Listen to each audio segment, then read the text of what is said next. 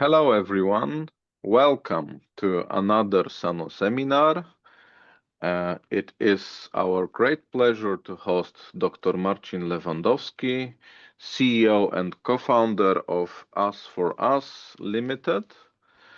Our today's guest is an expert whose career spans more than 30 years in ultrasound technology, electronics, and software development. And after earning his master degree in physics and completing a PhD in electronic engineering in 2009, he has led numerous R&D initiatives, designed innovative products, and developed medical devices. This is of our great interest here at Sano. His research has resulted in a wealth of scientific publication focused on the medical and industrial application of ultrasound. And he's renowned for successfully translating research into impactful commercialized solutions, which is also area of our great interest. Now, today, Dr. Lewandowski combines his commitment to scientific advancement with leadership as for Us Limited, and I hope he will tell us about his company and his road to establishing it, a company known for pioneering original ultrasound solutions for research, biomedical, and industrial use. So, welcome again. You can start your presentation whenever you're ready. Okay, thank you very much. Thank you, Jan, for your nice introduction. Ladies and gentlemen, I'm very happy to be here with you. I will skip the abstract because it is on the page. I would like only to thank Director Marian Bubak for his kind invitation to this seminar. Okay. So my plan for today is like this. I will say just a few words about Us for Us company. And then I will introduce software-defined ultrasound. This is kind of a concept that all our current solution and future solution will be based on, and also GPU processing that is connected with this technology. And then I will spend a few words about open source software that we are providing for our ultrasound platforms. And then I will go directly to a few use cases for both research and medical devices and a short summary. Okay. So let's start about the company. So we are a spin-out company from academia that has been created exactly 10 years ago. So we have an anniversary this year. So we started back in 2015 after ending a big impactful project at Scientific Institute of Polish Academy of Science. We decided that there is some commercialization potential in this, and we started, me with two other guys, started a company. Then we licensed pieces of this technology from our parent institute originally.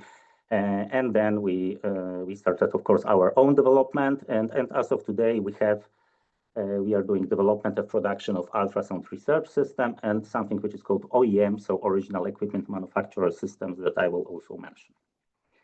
Last year, so in 2024, we moved out of our parent institute to our new headquarters, and we also introduced and certified quality management standard ISO 30485 that is needed for production and for development and production of medical products. Even though we as a company, we are not introducing new medical product into the market, but our pieces of our technology and our modules, so components, are used for this purpose. So this is why we decided to implement it. Okay, let's start with software-defined ultrasound. Of course, this is a short seminar, so I don't have, let's say, enough time to really introduce and to compare classical ultrasound technology that is used currently in over 90% of the ultrasound equipment on the market, like traditional ultrasound scanners, yes, that are available, and new technology, which is called ultra-fast data acquisition or plane wave transmission. But just to compare, so on the left-hand side, you are seeing classical way of doing ultrasound. So classically, it is kind of an extension to normal mechanically scanned probe, because originally, long time ago in the 50s and 60s, of the 20th century, ultrasound works like this, that you have a single element transducer, focused single element transducer that is transmitting a single beam of ultrasound, and the reflection from this pulse is coming back to the very same probe and is received by the same probe, amplified and shown on screen. Okay. In current system, we are using something which is called linear array, convex array, phase array. So arrays, so multiple elements, probes with multiple elements, usually in the range between 64 and 256 elements. So this is what is pictured here. Yes, we have a probe with multiple single element piezo transducers. But they're very small, they're very tiny, and they are connected together. All of those channels, all of those elements are connected by wiring to multi-channel electronic system that is capable of selecting those elements and using them for both transmit and receive. So effectively, currently, there is now a single transducer transmitting, but multiple transducer, but they are treated like one transducer, okay, in traditional scanline-based approach. So we are transmitting a single scanline, a single beam, and the reflection is coming back. It is summed together, and this process of delaying and summing is called delay and sum beamforming, and it is added together to create a single scanline. So you understand that to create a full image, you need to cast multiple scanlines into the body, receive it and process and show it on the screen. So it effectively reduces or limits the number of frames that you can acquire and display. Novel methods are used. The name is ultrafast. Why ultrafast? Because you can acquire many more, even hundreds more images per second by using non-focused beam. So you are transmitting just a single plane wave out of all the elements of the probe. You are receiving the echoes with all the elements of the probe, doing processing and creating full image in one shot. The quality of this image with a single shot is far from perfect. It is deteriorated in comparison to classical beamforming. So we are usually using something which is called spatial compounding when we are transmitting more than one plane wave in multiple directions and then summing together. So effectively, we are reducing frame rate, but still we are like 10 times faster than ultrasound, classical ultrasound. But to implement those new methods, you also need new hardware to acquire the data and to process the data. And here comes software-defined ultrasound. So idea is pretty simple. At the top level, you have this probe, in this case, multiple element probe. I call it PA, so phase array probe, but it is linear array probe or any other probe with multiple elements. You are digitizing each and every channel, so echo from each and every element is digitized and put into the sample memory, so in your PC, in your computer for further processing, okay? And then on top of it, you can implement in software any kind of algorithm for processing, for doing image reconstruction, both traditional methods, but you can also implement some more advanced beamforming technique. And of course, because it is also done in software and because you can also implement many of this processing by acceleration using GPU, graphical processor units, or other heterogeneous system for processing, you can also easily implement and integrate with the processing flow AI and machine learning methods. So this is the idea of software-defined ultrasound. What is also important that from a single data set acquire from the body, so from a single ultra-fast ultrasonic imaging data set, you can reconstruct or implement multiple modalities. We are calling these modalities, so like imaging, classical imaging, B-mode imaging, brightness imaging, this black and white image on the screen. It is just standard imaging, but we can also implement shear wave, we can implement ultra-fast Doppler, contrast imaging, many more methods that are based on the very same data set. So if we have a programmable system for data acquisition and a programmable processor, software processor for doing processing, we can implement all of this on a single machine. So what we as a company, what we are offering? So we originally developed something which we are calling US4OEM. It is just a single module ultrasound front end, a programmable ultrasound front end that enables you to connect on one side to computer via high-speed digital interface, and on the other side through analog connector to the probe to drive ultrasound probe with pulsing, yes, and on the other side to acquire radio frequency data that is coming out of this probe. So the echo signal, ultrasound echo signal, that is acquired and streamed through PCI Express high-speed data interface to computer. So this is the idea. And having this module, we implemented two research platforms. So those two platforms are ready to use ultrasound research systems. They are not medical systems. They are meant for and was built for laboratory application that you can use for really implementing your own method, acquire raw radio frequency signals, and those platforms are dedicated for implementing ultra-fast methods, but can also implement classical information method if you like. About GPU technology, probably, I'm pretty sure that participants and workers of Sano are very well aware of GPU technology and what is feasible and how it is used. So just one slide about this. All started back in 2006, so almost 20 years ago, with CUDA toolkit, so a dedicated piece of library and compiler to enable implementation of so-called kernels, so accelerated functions, processing functions that can be implemented on multi-core GPU processors. As of today, as you can see, we have many, many more layers of software, libraries, and frameworks that are using this CUDA underneath to provide acceleration for processing. So usually these days, most people are using those more advanced and higher level of abstraction interfaces rather than CUDA itself. In our work, we are usually working with Python and accelerated libraries for Python like NumPy or QPy. On the other hand, we have software, of course, for GPU processing and acceleration, but we also have hardware. So NVIDIA is providing a wide range of systems, starting with so-called embedded applications, so small embedded modules that integrate CPU and GPU. This is called Jetson family of processors. And then you can have discrete, of course, cards, GPU cards that are put in your standard desktop computer, and also cloud infrastructure. I will skip this one. Okay. So our solution from the very beginning was well optimized for GPU acceleration and integration with GPUs. It is not like you have to use GPU and CUDA. You can use other methods, but we are well optimized for NVIDIA. And we are providing some technology that NVIDIA is offering for their boards, including something which is called GPU Direct technology. When a signal from the probe and from our OEM modules through PCI Express interface that communicates with CPU of your host computer, the data can be streamed directly into the GPU for processing, okay? Because normally it goes like 1, 2, 3 into CPU memory, and then it is copied by CPU into the GPU for processing. So you need to also execute stage 4 and 5. With GPU Direct technology, you can stream data directly into the GPU, and CPU is only orchestrating the execution of the processing.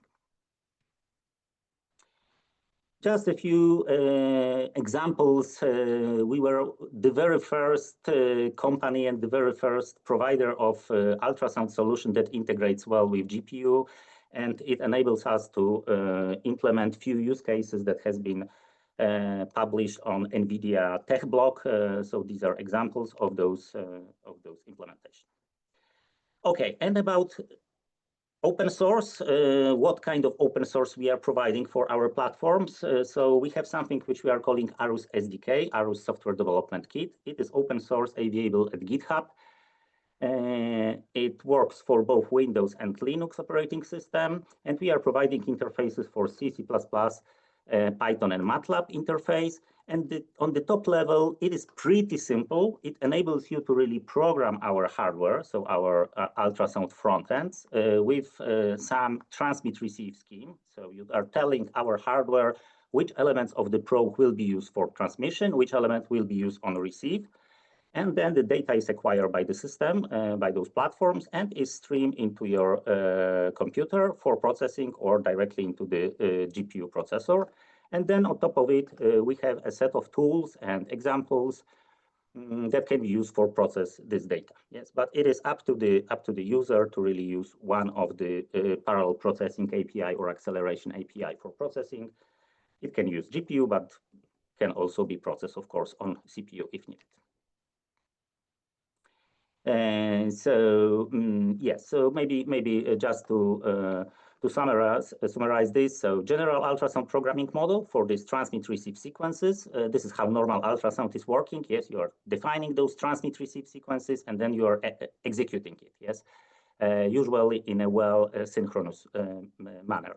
Then you are acquiring something which we are calling radio frequency data. So it is just raw data that is acquired at each and every element.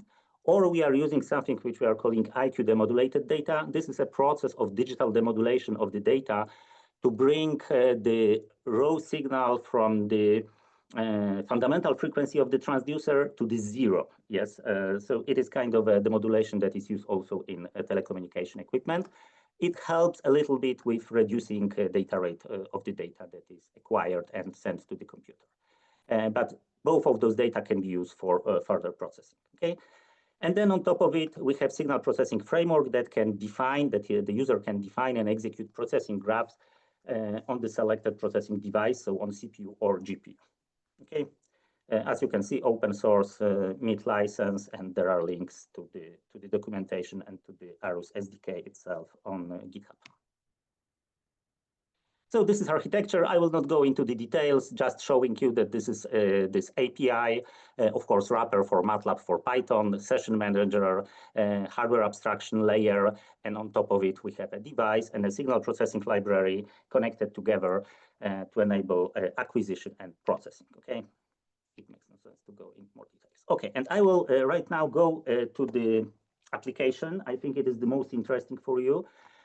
For me, it is like, showing you on one side technology that we have and the technology that is right now under development and is used for many more and more, not only research, but also practical commercial applications and implementations. But I would like to show you just use cases for research and for commercial to show what is really possible with the technology that I described so far. So I will start with something that is not exactly, let's say, popular. This is technique of ultrasound tomography. It is something very similar to what everybody knows, like CT, so computer tomography. But in computer tomography, medical computer tomography, X-ray are used, so electromagnetic waves, yes, so-called hard waves, because it is like Röntgen. And in ultrasound tomography, of course, mechanical waves, acoustical waves, ultrasound waves are used in water for the same purpose. But the most of the methods are very similar. So you can see in the middle one of the architecture that you have a ring, exactly like in standard CT scanner in hospital. You have a ring and you are casting rays through the object. So this is not pulse echo method, but it is a method that ultrasound is going through the object from one side of the object to the other side. So you have a discrete transmitter and discrete receiver. To acquire data from this kind of a ring transducer, you need to transmit multiple times. So you are transmitting with a single element, and then just like on this picture, yes, you are transmitting with a single element, like a kind of a fan of fan beam that is going through the object, and you are scanning the whole object going all around the transducer. Okay, so this is the concept. And as I told, the method of reconstructing are quite similar to the method used in computer tomography. So we implemented this technique. It is kind of I'm sometimes calling this a toy example because it is not, I mean, it is relatively far from application, but exactly this kind of method can be used for implementation in medical system. The main application of tomography nowadays is breast scanning. Yes, if you look here, all this probe and the object that you are examining needs to be inside the water bath. Yes, so everything needs to be in water. So for example, like in this scenario, we are using different approach with different set of elements, not in a ring, but rather in a half of the sphere. But the idea is similar. Okay, you have the object inside. So breast is one of the easiest and more natural anatomical object that can be put inside. And there are solutions on the market in the United States that are using this technique for breast scanning. So we implemented this method using a ring transducer from our partner company Draminski from Olsztyn. They developed this probe, and we connected this probe directly to our ultrasound research platform. The probe has 124 elements. So as you can see, a lot of elements, yes, many elements. All of them are connected via cables to our platform, and our platform is supporting 256 receivers, 1,024 transmitters, and 256 receivers. Having this in mind, you can do some calculation to calculate the maximum frame rate that you can achieve. So the frame rate, how many slices, yes, how many frames of imaging you can acquire, taking into account that ultrasound needs to go 1,024 this distance between transmission and reception. Yes, speed of sound in water, in tissue is around 1,500 meters per second. So it's like 5 times more than in acoustics in air, but still it is not as fast as light. So if you start to calculate the time needed to acquire ultrasound in this scenario, you are ending with something around 5 frames per second. And this is real-time imaging, of, but you can understand, there is ultrasound phantom, that is a breast phantom, and on the left-hand side, you are seeing image, real-time image of the and the very same thing, but with some acceleration, additional acceleration. I will not go into the details. You have a link here if you would like to see it. But the same transducer, but instead of tissue mimicking phantom, we put some gel spheres inside water bath and make this funny logo robotic arm to steer the object inside water. And as you can see, the frame rate, I mean, it is hard, of course, to assess by a naked eye, but the frame rate in this case is much higher. And this is because we also implemented on top of our acquisition system something which is called sparse acquisition. So we are not acquiring all 1,024 transmission, but we are reducing the number of transmissions, so effectively speeding up acquisition process. And on the other hand, we applied some AI algorithms to, let's say, to fill the empty, the missing data, yes, to enable still relatively well looking reconstruction, even though the whole process is taking much shorter time, so effectively can speed up the acquisition process, so the examination process. So this is the idea of really integrating ultrasound processing, traditional ultrasound processing together with AI algorithms. Okay, another example, 3D imaging with RCA. RCA is a raw column array, so a special type of transducer that you have linear arrays in both directions. Okay, normally you have direct in one direction only linear array. In this case, we have 2 of them on 2 sides of the transducer.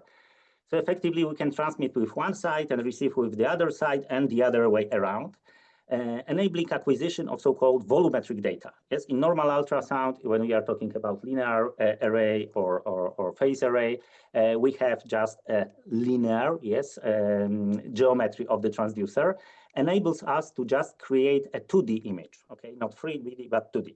There are, of course, ways to slice the object by moving this probe, 2D probe, in the other direction by using some mechanical scanner or even by hand to create 3D, but it is not, of course, real time. It needs some post-processing. In the case of RCA, raw column array, we can acquire full volume of data under the probe and reconstruct 3D imaging in real time. So we use it, I will now also not go into the details, but it has been implemented on our small scanner used for a light system. And I also, maybe this is a better image for describing this. So we have our small US for a light system connected with a raw column array. And all the processing, including beamforming, post-processing, and raycasting, has been implemented on a notebook equipped with GPU, mobile GPU, so not the highest possible performance, and then display on something which is called 3D holo display. It is a dedicated display that enables you to show and to see some 3D version of the image without any additional glasses or things like this. It is far from perfect, but good enough for exhibition. We show it on the exhibition 2 years ago. And what I would like to also to show it, probably there will be the same case like previous regarding the yes, and the timing of this presentation. So the image, I mean the video is truncated for unknown reason. So sorry for this, guys. I should test it beforehand. I was pretty sure that it is working well. Okay, but anyhow, we are, as I told you, we are reconstructing full 3D, real-time full 3D of the acquired data at the frame rate of just few frames per second or few volumes per second. Okay, so it is not crazy fast, but fast enough for real-time imaging. Of course, it is another kind of toy example, okay? I mean, to make it work well, to be adaptable regarding especially this raycasting and rendering process, to show the image with good quality, it requires much more work and much more processing, but for the purpose of showing capabilities of our system and also as an example for the exhibition, it was, let's say, good enough. But the same technology can be also used for some practical research, and currently we are working also with some partners, including University of Trento, for implementing this 3D method for assessment of the lungs. And example, I would like to share with you also example of practical implementation of this technology. So using our OEM modules that we are offering for integration by the external companies that would like to implement and introduce into market some new device, innovative ultrasound device, but they don't want to start from scratch and develop everything. So develop ultrasound electronics, software for acquisition, for processing, and so on. They can use our ready-to-use modules. The picture here is showing you something which is called medical MD, is medical development or medical device development, yes, MDD, medical device development flowchart. So of course you have idea first and some feasibility. Usually this is kind of a research part of the development. Yes, first the idea must be well defined. We have to understand what we are going to produce. There can be new modality, new probe, new application, new ultrasound processing method. And then you are entering something which is called development, design and development process. And this process, number 2, is usually done under quality management system that I mentioned at the very beginning, ISO 304085. So this is kind of a methodology, design methodology that needs to be followed for implementation of medical products. So first you need to define what you are designing, then you need to start risk analysis process, then you start development, then you, at the end of the development, you are doing the verification and validation. When it is done, you are transferring it to the design transfer to production, then you are doing approval, so a certification process, and then you can produce devices. So if you start to calculate the timing needed for this kind of development, and you start not, of course, with the idea of feasibility, because it could easily take 5, 10, even 20 years. But if you have idea and you are starting this process, and you would like to do a prototype and certify this into the product, you need like 4 to 6 years for this first part design of development, and usually 1 to 2 years for the approval, design transfer and approval. So effectively, you need 5 to 8 years, and I can tell you from my own experience working with many startups currently that are doing ultrasound development, it happens like this. Yes, it needs that much time for really developing new medical product. So we as a company, we are offering the same technology that we use for research. We are offering in a form of modules. So we are calling this US for OEM modules and also software. I'm showing it like a Lego blocks that you can connect various of those blocks, those modules together to create smaller and bigger ultrasound system.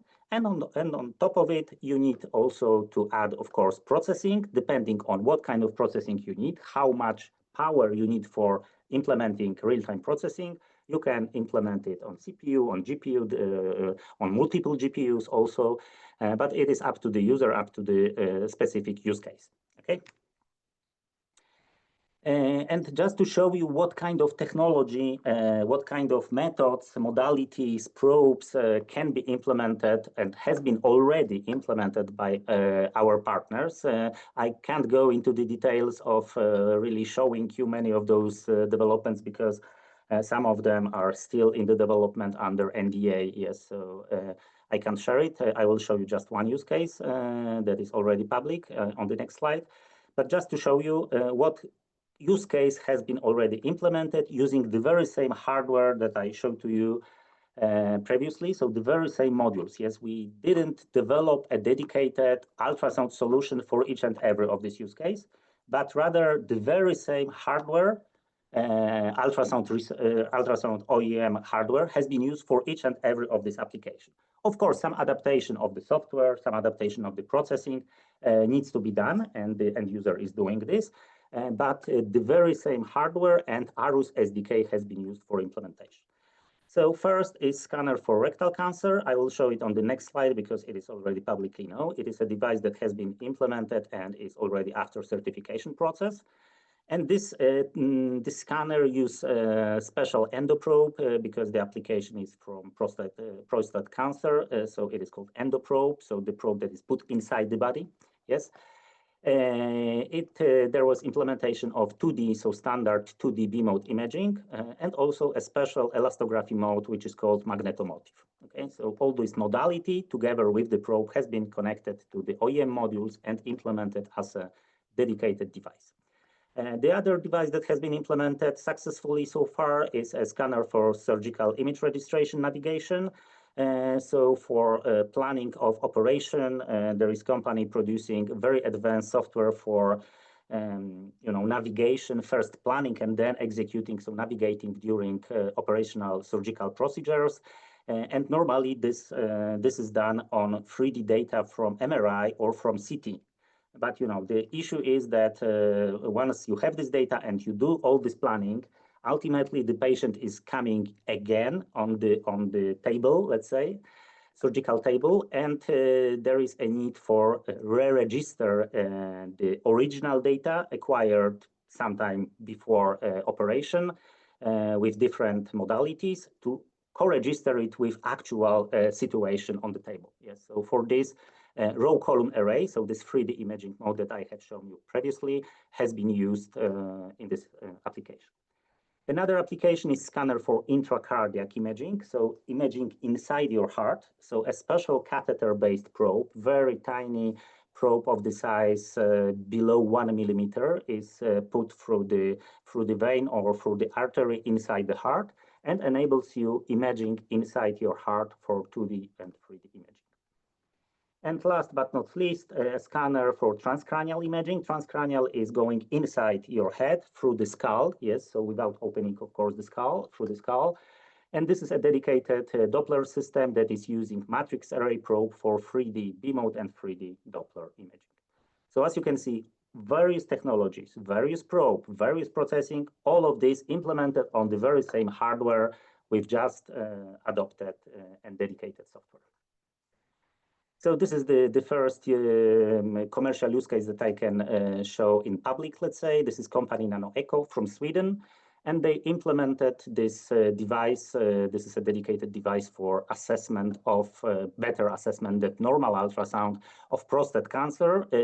Ultrasound method is currently used for prostate cancer assessment, but is not very sensitive and specificity is relatively low.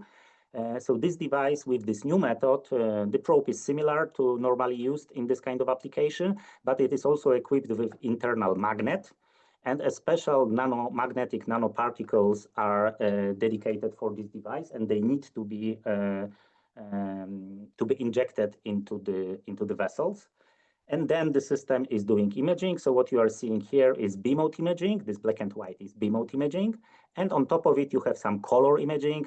And this method is called magnetomotive because it is using this magnet to excite those nanoparticles and at the same time tracking those movement of the tissue together with this magnetic excitation, effectively giving you some information about elasticity of the tissue. And this elasticity enables you to better characterize, the tumor. Okay, so this is the idea, especially from lymph nodes. Okay, so this is a device that has been already certified and currently undergoes clinical evaluation and is used for clinical studies. And for this development, I would like to show you how much speed up this company win working with us and using our ready-to-use technology. So as you can see, the idea, the concept is back in 2013, 2018. It was a long time before the company connected with us. There were no company, by the way. Yes, this development has been done at university originally. And then the company started somewhere, and then they contacted us back in 2021 to evaluate our technology for their application, and we helped them to build something, a prototype system. Yes, so around 2022, ready-to-use prototype system based on our ultrasound research platform has been built, as you can see, with a dedicated ultrasound endoprobe. And then they started to do a proper medical development of their device under quality management system, of course. And by end of 2024, they have ready-to-use medical system, and also they are after certification. So effectively, in under 3 years, they were able to build a prototype system and a ready-to-use advanced medical ultrasound solution together with certification. Of course, they put a lot of work into this, but you can compare it to what I mentioned earlier, that normal development timeline can take 5 to 8 years. So doing this stuff in under 3 years is really a super speedy process. So this is benefit of using this kind of technology. So I would like to summarize. So this technology that we are developing originally was rooted for ultrasound research application. Yes, this was our first application, doing research with software-defined beamforming, because researchers would like to implement their own new methods, so they need access to raw data. But later on, we found out that there is a great potential of really using and translating this development into real medical products. And as of today, we have 6 companies working with us, and they are implementing their own innovative ultrasound solutions. Some of them I mentioned. And they are integrating our US4 OEM modules together with software on top of it for implementing software-defined beamforming. And as I told you, it is greatly accelerated in comparison to development of everything from scratch. Okay, so this is the idea. I would like to tell that in Poland, we don't have that many users. Currently, we have one system of our system is used in Krakow, in AGH. But we are very much open to academic collaboration and to starting new projects, to hosting students, collaborating on projects in a fully non-commercial way. So please be aware that we are here and we are open to work with you. And at the very end, what I would like also to tell and to invite you, I'm going to organize conference in late June next year. It will be the very first ultrasonic outreach conference in Poland, which will be called Central and Eastern Europe Ultrasonic Symposium. It has been co-founded and co-organized by IEEE UFFFC Society, and also some Polish academic institution unknown at the moment. So please feel free to picture this link, and you can also sign up for a newsletter. Once more information, including call of papers, will be available, you will get information about this. Okay, that concludes my talk. Thank you very much, and I'm open to your questions. Yeah, okay. So thank you very much for this amazing presentation. It was very informative and quite impressive, I would say, Thank you. because the timing in which you were able to scale up to the actual commercial use is quite impressive, I would say. So, do we have any questions from the audience? Anyone? Yeah, it's a great presentation, exciting work. I have few questions. Yeah, your tomographic ultrasound. So you didn't mention much about image reconstruction, but basically there are two standard approaches. So typical is filtered back projections, but it requires many projections. So recently there is a shift towards simplified methods like algebraic. But on the other hand, I believe that ultrasound is pretty noisy, so you need still techniques like filter back projection. So roughly what sort of technique and how many projections do you need?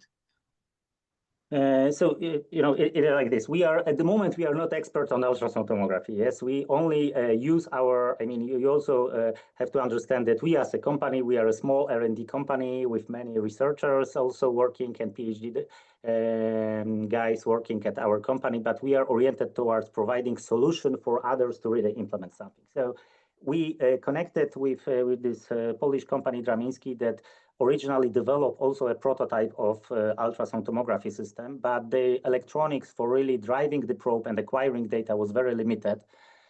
And we told them, okay, we have a more programmable and more versatile platform, so let's connect it and see what we can do. So we connected and we implemented very simplified back projection algorithms for imaging. So what you almost saw on my screen, yes, but I can also share with you some links after to see the image.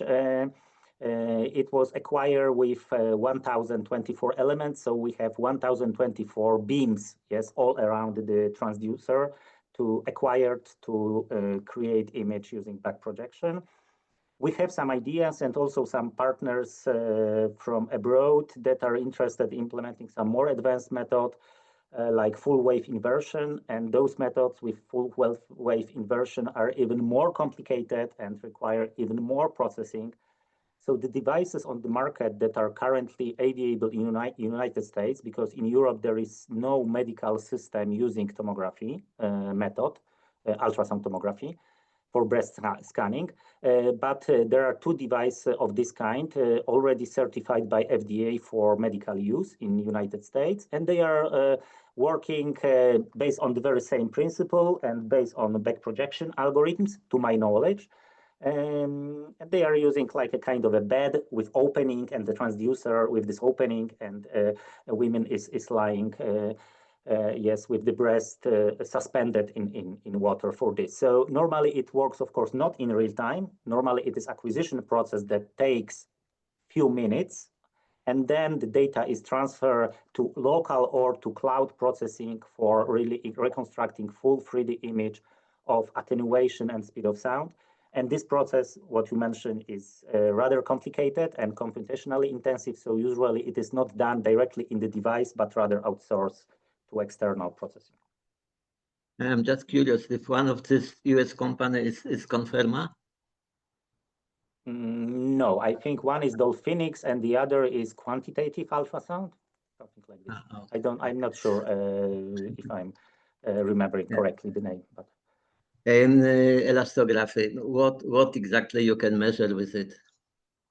Can you measure, for example, tissue in the brain?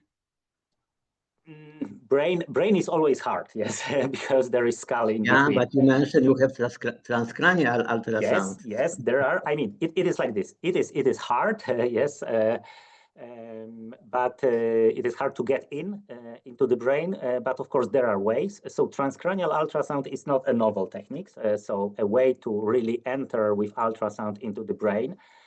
So for a long time, it has been used for just so-called blind Doppler. Blind in the sense that there were no imaging at all, but only a single probe put at one of the so-called acoustical window. Okay, acoustical window is the places on the skull with the bone thin enough or much thinner than the rest of the skull. Yeah, So this you is can temporal enter bone. with this into the Yeah, the brain. question is some other bones can be also used. Sorry. Go ahead. I'm saying this acoustic window is basically temporal bone. So yes, my one question is, of this is temporal. other bones can also, like frontal or parietal. Yes, yes. Other bones can be also used for entering. To my knowledge, most people are using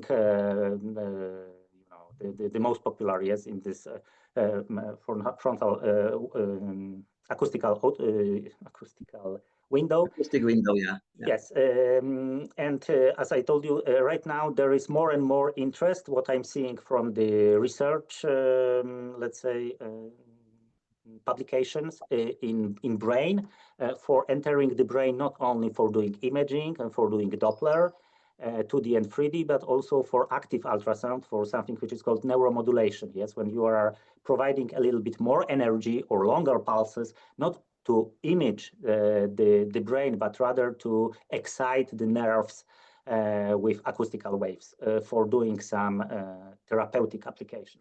So this is very hot topic right now, and many people are working on this. So it is feasible. It is not easy. It is, you need to use much lower frequencies on the transmit side, because for higher frequencies, the attenuation in the bone is really killing the method. But in the range of few hundred kilohertz up to 1 megahertz, you can enter the brain. Yeah, and what about what parameters you can measure with elastography? Elastography, okay. So regarding elastography, so elastography is not new technique in ultrasound, and there are many different ways of doing elastography. A long time ago, it started with just push elastography. I mean, when you, or manual elastography, when you need to really exert the force on the patient, yes, and move the probe, like push the probe against the patient to create some image, let's say, or the difference between different images to get some elasticity information, but it was only qualitative rather than quantitative. But nowadays we are using technique which is called shear wave elastography. It is a very special and a very, very complicated method when you are generating special shear waves inside the tissue. So you are using the same probe for generating shear waves, and those shear waves are propagating inside the tissue, and you are measuring speed of those shear waves. And because the speed of sound of those shear waves are 100 times smaller or than propagation of normal longitudinal waves, you can track one wave using the other wave. So as I told you, it is complicated. And with this, you are measuring, you can measure or estimate, let's say, because measurement is always hard to tell, but you can estimate elasticity, physical parameter of elasticity in physical units, yes, so in megapascals. Fantastic. One of solution you mentioned about catheter. So do you place ultrasound probe at the end of the catheter and you can navigate through the vessels? How does it work? Yes, I mean, there are methods for doing this. I mean, we are not producing probe and we are not producing this kind of solution, but one of the companies that I mentioned is doing this. I mean, they are doing the same thing, but not for intravascular, yes, because this is so-called IVUS, what you are mentioning. Yes, so this is IVUS, so intravascular ultrasound. To see, the picture of from inside the arteries or veins. Okay, so this is IVUS, but this is almost the same technique used for intracardiac imaging when you are entering with a rotating. It doesn't need to be rotating, but they are using a rotating transducer in a catheter. You are going with this through all the veins inside the heart and imaging the heart from inside. So this is the same, let's say, concept, the same technique, the same modality, but used at different organs. Yeah, a few years ago, I filed a patent with Stanford Medical about placing the catheter at the end, placing the ultrasound rod at the end of the catheter. I don't know what happened to this patent, but this is just a remark. But do you have any patents for your solutions? No, we don't have. It is like, let's say, protected IP by, let's say, by. It is complicated, and we are not giving it away. Yes, like the design files. It will be really hard to really patent it as a solution because currently state of the art is like this. Yes, that you are doing this kind of software-defined informing. So by this, the method itself can't be patented probably. And because our platform is so versatile, it is really too hard to find those, unique features that can be easily patented. So we don't have patent for this, but some of our clients that are using our hardware in their own solution, they have some patents for some specific medical methods of using it. And the last question is, how do you think how much work and what sort of challenges you have had to be acquired by big company like Siemens or Philips? I mean, to tell you the truth, I don't have opinion on this. So, I mean, we are not going in this direction. We are not, I'm always telling that, I mean, we are not that young to be still named startup company. But on the other hand, we wasn't a typical startup from the beginning, yes, because we are currently working with many startups that are using our technology. And normally it works like this, that you have idea, you are starting for getting some investors' money for starting to implement like proof of concept system, and then you are showing into the investor, you're getting more money, yes, so those series A, B, C, and so on. And we as a company, we are self-founded from the very beginning, yes, so we are not, don't have any investors, yes, we don't get any external money, besides, of course, some publicly founded project that we had at the company previously, but we are self-funded. So we are not a typical startup with investors and that we are going directly in the direction of being acquired as our main goal. Okay, we are expanding relatively slowly, like organically, it is called organically, without external investors. But we are, let's say, optimistic about this. Yeah, but you are doing so exciting stuff that I believe that sooner or later those big companies will be looking at you. So all the best wishes for you, for your work. Thank you for your answers. Thank you. Thank you. Okay, thank you. So now I think we have Olaf on the line and he's able to ask his question. So depends on whether I can be heard now. Yes. Yes. Okay. Yes, thank you for the talk. So actually, two questions. One related to one of the topics that Wislav was raising. IVUS is still something where you have to enter your artery or vein in order to do anything. Yes. Do you think that with, let's say, more computation, the signal-to-noise ratio could be enabling a technology that would be non-invasive for let's say, angular ultrasound?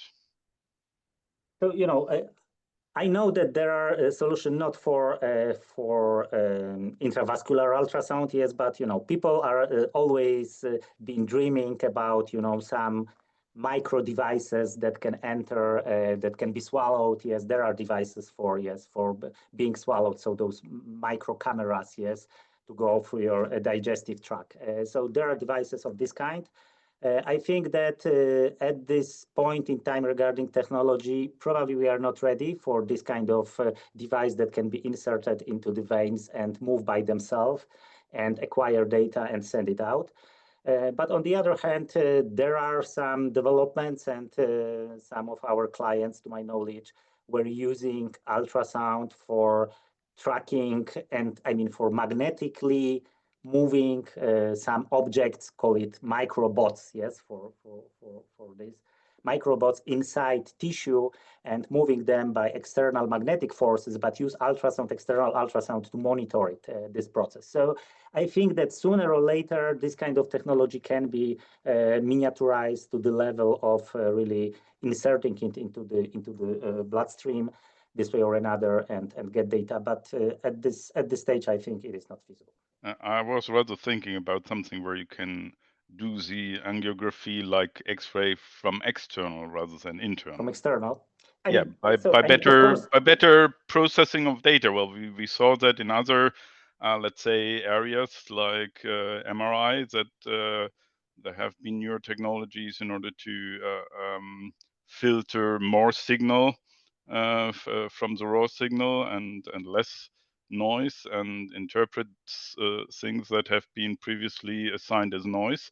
And I was wondering whether there is something on the horizon. It is like this. There are, it is important to understand that, ultrasound is based on physics, of course. Yes, if this is based on physics, there are some physical limitation of ultrasound. Yes, these are mechanical waves. They are attenuated inside tissue, and attenuation is dependent on the frequency. On the other side, resolution that you can achieve with ultrasound also depends on the frequency that you are using. But the problem is that those relations are opposite. Yes, so if you are going higher with the frequency, you are getting better resolution. That's great, but you are also increasing attenuation. So effectively decreasing the depth at which you can push the ultrasound. Okay. But regarding your question, there are some methods currently also under very active development. They are called super resolution methods, and they are also applied for brain and other arteries, that you can use ultrasound with lower frequency and still get resolution much higher that is corresponding to the fundamental frequency, because normally it is dependent on the wavelength. Yes, I'm just like in optics. Yes, that the resolution is dependent of the wavelength. Yes, the higher frequency, the lower the wavelength. So we are always at the range of a single wavelength maximum resolution in ultrasound. But there are some super resolution methods that you can improve by a factor of 2 or 3. And you can track the movement of some objects like small bubbles or even erythrocyte inside in your vein by acquiring a long ultrasound and doing a lot of processing. And those methods are called ultrasound super resolution method or ultrasound URI. I don't remember right now the other name for this. But there are some super resolution method, and the images that you can see, you can look for super resolution method and mice in Google, and you will see crazy images of vasculature inside a brain of a rats or mice. But the problem with those methods that are used with ultrasound without the skull, yes, you need to get out the skull, and then you can do it imaging with ultrasound at high frequency, and that get this kind of super resolution and super quality of images. Okay.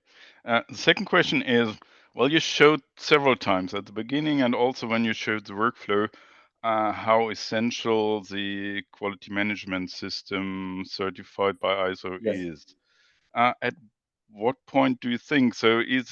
The let's say offers of Sano, and they are of course entering at least the design phase, I would say, that you were sketching. So the question is, do you think it's mandatory to have such a QMS installed in order to?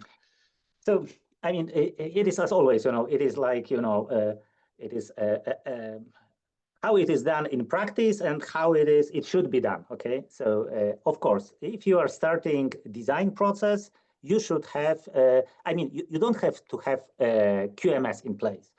But you should follow the same rules. Yes, you can follow the same rules, and this will create some paperwork that is needed for further step of your development. Okay, but I will tell you from my own experience that if we are talking about startup companies that are created and so on, nobody really cares at the very beginning about QMS and medical development, even though if they are knowing that they are doing medical development from the very beginning. Yes.